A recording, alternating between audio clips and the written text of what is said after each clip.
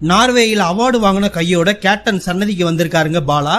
கொண்டு வந்த அவார்டை கேப்டனுடைய பாதத்துல வச்சு தலகூப்பி வணங்கி தன்னுடைய மரியாதையை செலுத்தியிருக்காரு. அது மட்டும் இல்ல, கேப்டன் சன்னதியை ஒரு சுத்தி இந்த பாக்கியம் எனக்கு கிடைச்சதுக்கு நான் ரொம்ப பெருமைப்படுறேன்.